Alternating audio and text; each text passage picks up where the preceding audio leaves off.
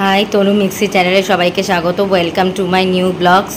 তোমরা সবাই কেমন আছো? আমি খুব খারাপ আছি। একটা খুব ব্যাড নিউজ আছে। আমার শ্বশুর মারা গেছেন, শ্বশুরমশাই। আমি অনেক চেষ্টা করে ওনাকে বাঁচাতে পারিনি। তো এখন আমি শ্বশুরবাড়িতে আছি। তো মারা যাওয়ার সেইগুলো তো শেয়ার করতে নেই, সেই জন্য আমি শেয়ার করলাম না। দেখলে তোমরাও কষ্ট পাবে, আমারও খুব খারাপ লাগবে। আমি চাই না সেগুলো শেয়ার করতে। ভালো স্মৃতিটুকুই থাক, খারাপ স্মৃতিটুকু আর এর মধ্যে আমি শেয়ার করলাম না। তো এখন আমি শ্বশুরবাড়িতেই রয়েছি।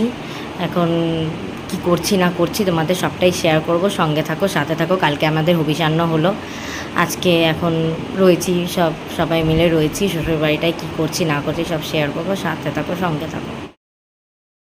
অ্যাকচুয়ালি আমি শ্বশুরবাড়িতেই রয়েছি। এখন আমাদের তো লাল পাড় সাদা শাড়ি পরে থাকার নিয়ম, সেটাই পরে আছি। খুব খারাপ লাগছে যে ঘরটায় বসে আছি। এটা আমার শ্বশুরমশাইয়ের ঘর, উনি এখানে থাকতেন। মেয়েটা শুয়ে আছে পাশে।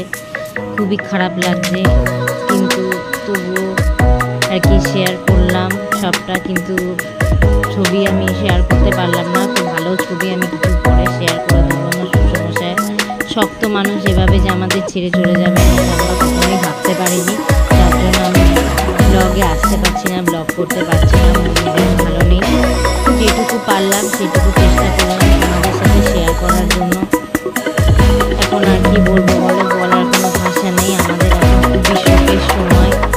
এই শোক কী করে কাটিয়ে উঠবো জানি না। 1.5 মাস আগে আমার শাশুড়ি মা আমাদের ছেড়ে চলে গেলে, 1.5 মাসের মাথায় আমাদের শ্বশুরমশাই আমাদের ছেড়ে চলে গেলে। এখন আমাদের খুবই কষ্টের সময়, কষ্ট করেই দিন কাটছে। খুব কষ্টে আছি আমরা এখন এই মুহূর্তে।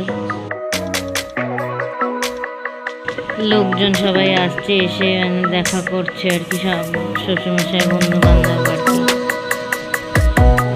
শ্বশুরমশাই ছোটবেলাকার বন্ধু ছিলেন। এটা আমাদের শ্বশুরবাড়ির একতারা, যাকে দেখলেন উনি রিনা দি। আমাদের বাড়িতে উনি থাকেন, উনি রান্না